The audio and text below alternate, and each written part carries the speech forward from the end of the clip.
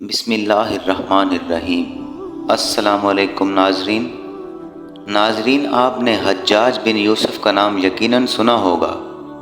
اس شخص کو عبد المالک بن مروان نے مکہ، مدینہ، طائف اور یمن کا نائب مقرر کیا تھا، اور اپنے بھائی بشر کی موت کے بعد حجاج بن یوسف کو عراق بھیج دیا۔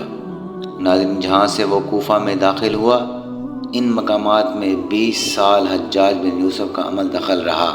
اس نے کوفہ میں بیٹھ کر زبردست فتوحات حاصل کی، اور اس کے دور میں فتوحات کا دائرہ سندھ اور ہند کے دوسرے علاقوں تک پھیل گیا، حتیٰ کہ مسلمان چین تک پہنچ گئے تھے۔ ناظرین، یہی وہ شخص تھا جس کے بارے میں کہا جاتا ہے کہ اس نے قرآن مجید فرقان حمید پر اعراب لگوائے تھے۔ خدا نے اسے بڑی فصاحت و بلاغت اور شجاعت سے نوازا تھا۔ حجاج بن یوسف قرآن مجید فرقان حمید کا حافظ تھا، شراب نوشی اور بدکاری سے بچتا تھا۔ وہ جہاد کا دھنی اور فتوحات کا حریص تھا، مگر اس کی ان ساری خوبیوں پر اس کی ایک برائی نے پردہ ڈال دیا، اور وہ برائی ہے بھی ایسی کہ تمام خوبیوں پر چھا جاتی ہے اور تمام اچھے اوصاف کو ڈھانپ دیتی ہے۔ ناظرین، وہ برائی کیا تھی؟ وہ برائی ظلم تھی۔ ناظرین، حجاج بن یوسف ان تمام خوبیوں کے باوجود بہت بڑا ظالم تھا۔ اس نے اپنی زندگی میں خونخوار درندے کا روپ اختیار کر لیا تھا۔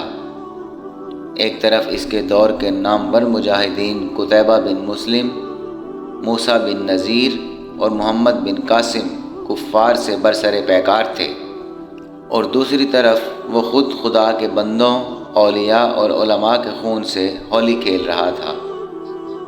ناظرین، امام ابن کثیر نے البدایہ والنہایہ میں ہشام بن حسام سے نقل کیا ہے کہ حجاج نے 1,20,000 انسانوں کو قتل کیا ہے۔ اس کے جیل خانوں میں ایک دن میں 80,000 قیدی بیک وقت رہے ہیں، جن میں 30,000 عورتیں تھیں۔ اس نے جو آخری قتل کیا وہ عظیم تابی اور زاہد و پارسا انسان حضرت سعید بن جبیر رحمۃ اللہ علیہ کا قتل تھا۔ ایک دن حضرت سعید بن جبیر رضی اللہ تعالی عنہ نے جمعہ کے خطبے میں فرمایا کہ لوگوں، حجاج بن یوسف مسلمانوں پر ظلم کر رہا ہے۔ حجاج بن یوسف ظالم ہے۔ اس بات کا جب حجاج کو پتہ چلا تو اس نے آپ کو دربار میں بلایا اور سر تن سے جدا کروا دیا۔ ناظرین، حضرت سعید بن جبیر نے شہادت سے پہلے حجاج سے کہا، حجاج، یہ تمہارا آخری قتل ہے۔ خدائے واحد کا کرنا ایسا ہوا کہ اس اللہ کے ولی کی بات حرف آخر ہوئی، اور انہیں قتل کروانے کے بعد حجاج بن یوسف پر وحشت طاری ہو گئی۔ وہ نفسیاتی مریض بن چکا تھا۔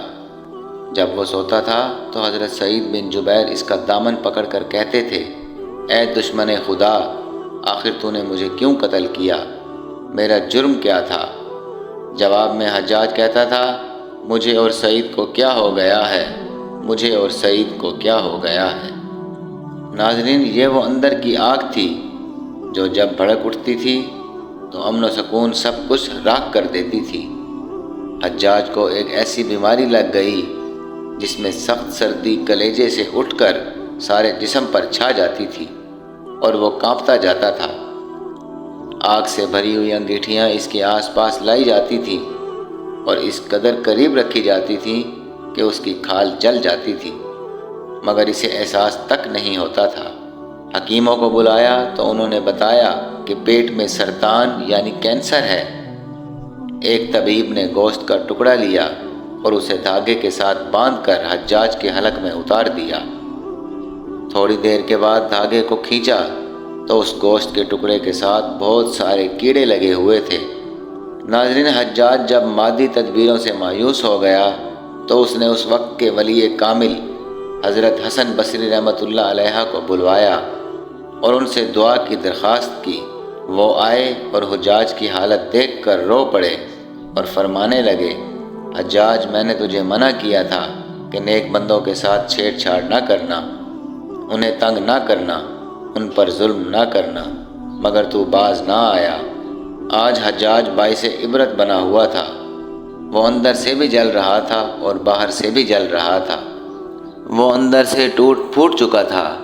وہ حضرت سعید بن جبیر رحمۃ اللہ علیہ کو قتل کرنے کے بعد زیادہ دن تک زندہ نہ رہ سکا اور صرف 40 دن کے بعد وہ بھی دنیا سے رخصت ہو گیا۔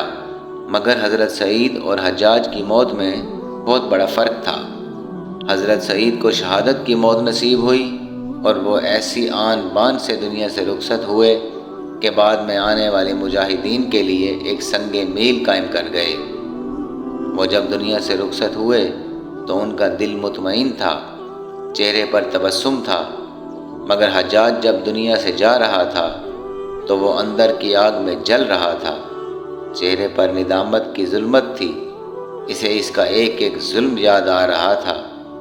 حضرت سعید بن جبیر کی شہادت پر تمام علماء و مشائخ افسردہ تھے، مگر حجاج کی موت پر خدا کے نیک بندوں نے اطمینان کا سانس لیا۔